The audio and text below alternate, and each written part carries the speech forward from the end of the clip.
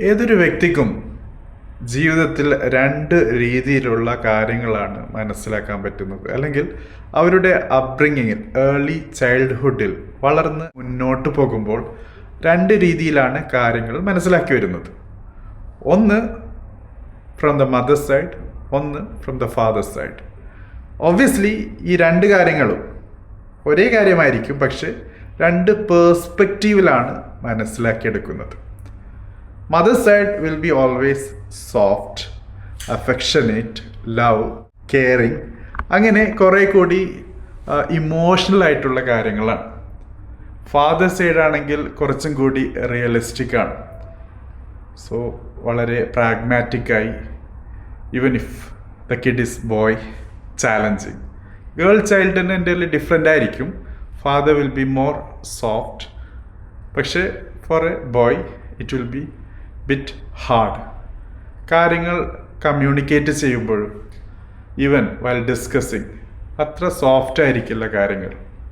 ഇത് പറയാൻ കാരണം റിയലി എൻ്റെ ജീവിതത്തിൽ വന്ന വലിയൊരു മാറ്റമാണ്. March 11, 2025 I lost my father.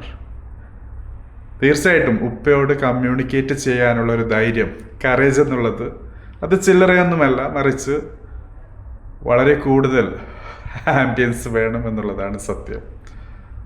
പൊതുവെ പറയാറുണ്ട് തന്ത വൈബ് എന്നൊക്കെ, പക്ഷേ ഫാദർ എന്നുള്ളത് വളരെ റിയലിസ്റ്റിക് ആയിട്ടുള്ള, കുറേയും കൂടി പ്രാക്ടിക്കൽ വേൾഡിലേക്ക് നമ്മെ പ്രിപ്പയർ ചെയ്യുന്ന രീതിയിലുള്ള ഒരു മോഡിലാണ് കാര്യങ്ങൾ പറഞ്ഞു തരുന്നത്. സോ പലപ്പോഴും അത് നമുക്ക് ഇഷ്ടപ്പെടില്ല. കാര്യങ്ങൾ വളരെ തുറന്ന് പറയുന്ന രീതിയിൽ, ഒരു മുഖത്തേക്ക് അടിച്ച് പറയുന്ന പോലെ ആയിരിക്കും, പക്ഷേ he is telling the truth. അതാണ് സത്യം. സോ ലൈഫിൽ ഉപ്പ നഷ്ടപ്പെടുമ്പോൾ ആണ് ആ ഒരു കാര്യം നമുക്ക് മനസ്സിലാക്കുന്നത്. എങ്ങനെയാണ് ഫാദർ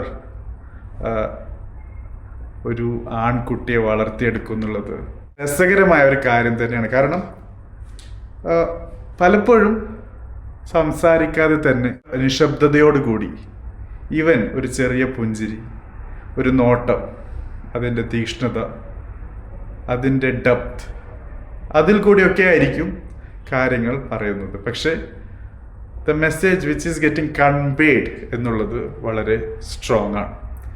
ഈവൻ ഒരു ഫോൺ വിളിച്ചാൽ ഉമ്മയോട് സംസാരിക്കുന്നത് ചിലപ്പോൾ മിനിറ്റുകൾ, മണിക്കൂർ വരെയൊക്കെ നീളും. പക്ഷേ ഉപ്പയോട് സംസാരിക്കുമ്പോൾ വളരെ ലിമിറ്റഡ് ആകും. 1 മിനിറ്റ്, 1.5 മിനിറ്റ്, ഇതിനുള്ളിൽ കാര്യങ്ങൾ മാക്സിമം കമ്മ്യൂണിക്കേറ്റ് ചെയ്യുന്നു എന്നുള്ളതാണ് സത്യം.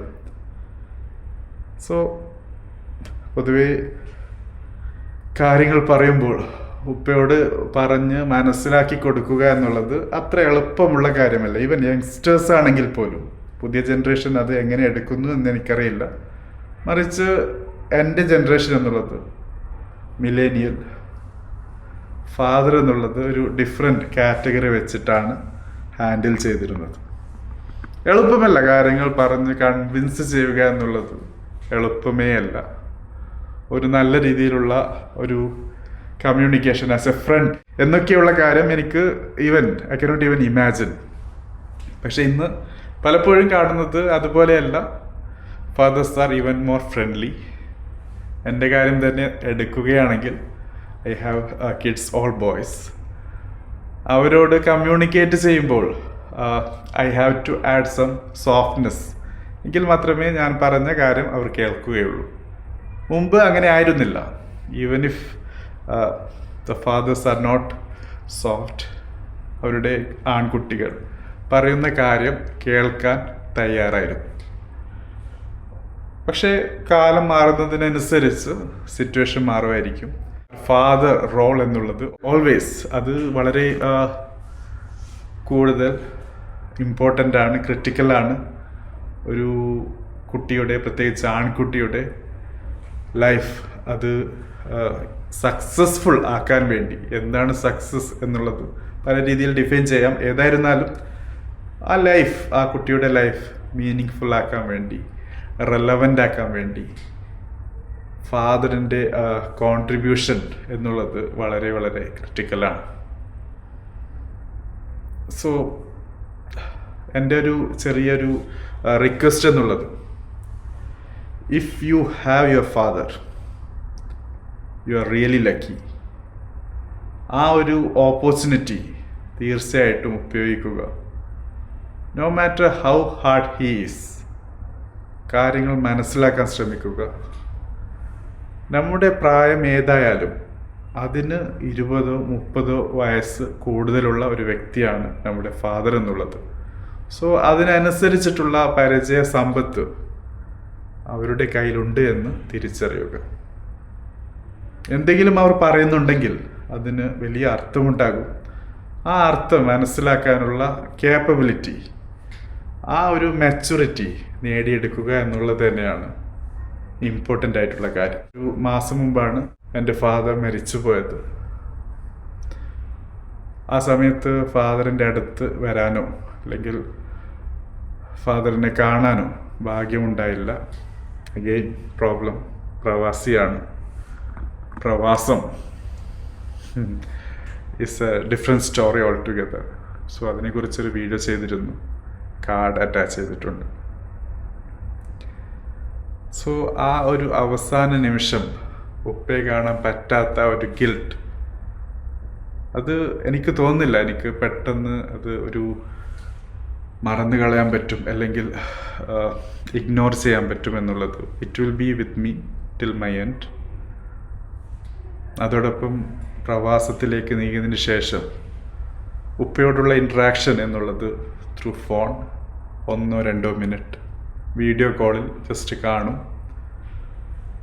അവസാനമൊക്കെ ഉപ്പ ജസ്റ്റ് ഒന്ന് വീഡിയോ കോൾ എടുത്ത് ഇങ്ങനെ ഫോണിൽ നോക്കുക മാത്രമായിരുന്നു. ഉപ്പയുടെ മുഖം കാണും, ഉപ്പ എൻ്റെ മുഖം കാണും. സോ പറയാറ് തന്നെ ജസ്റ്റ് ഒന്ന് നിന്നെ കാണാനാണ് വിളിച്ചത് എന്നാണ്.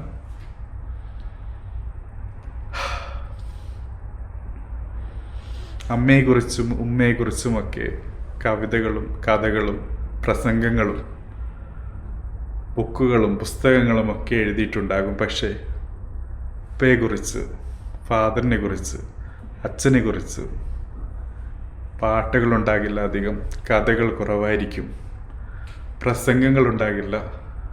ഇമോഷണലായിട്ടുള്ള ആ ഒരു കാര്യം പൊതുവെ കൺവേ ചെയ്യപ്പെടാറില്ല. പക്ഷേ father is always A father. ആ ബിഗ് ഡാഡി എന്നുള്ളത് നഷ്ടപ്പെട്ടതിന് ശേഷം മാത്രമേ തിരിച്ചറിയൂ. പറയാൻ അധികമൊന്നുമില്ല. ഈ ഒരു എപ്പിസോഡ് ചെയ്ത് തന്നെ ഒരു if you have father, respect him. നിങ്ങൾക്ക് ഏൺ ചെയ്ത് തരുന്നില്ല, നിങ്ങൾക്ക് ഇഷ്ടമുള്ള കാര്യങ്ങൾ മേടിച്ചു തരുന്നില്ല, അല്ലെങ്കിൽ അങ്ങനെ ചെയ്തു തരാനുള്ള ഒരു സിറ്റുവേഷൻ അദ്ദേഹത്തിനില്ല, അല്ലെങ്കിൽ നല്ല ഒരു ബിസിനസ് സെറ്റപ്പ് ഒന്നും നിങ്ങൾക്ക് ബിൽഡ് ചെയ്ത് തന്നിട്ടില്ല, നിങ്ങൾക്ക് ആഗ്രഹിച്ച എഡ്യൂക്കേഷൻ തന്നിട്ടില്ല എന്നൊക്കെ പറഞ്ഞ് അവരെ തളർത്തരുത്. മറിച്ച് അവർ എക്സിസ്റ്റ് ചെയ്യുന്നതിൽ കൂടി തന്നെ നമ്മുടെ ലൈഫിൽ വലിയ മാറ്റങ്ങളാണ് അവർ കൊണ്ട് തന്നിട്ടുള്ളത്. നാമായി മാറിയിട്ടുള്ളത് അല്ലെങ്കിൽ മാറിയിരിക്കുന്നത് നമ്മുടെ ഫാദർ ഉള്ളത് കൊണ്ട് തന്നെയാണ്.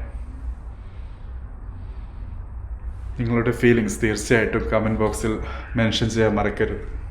Thank you.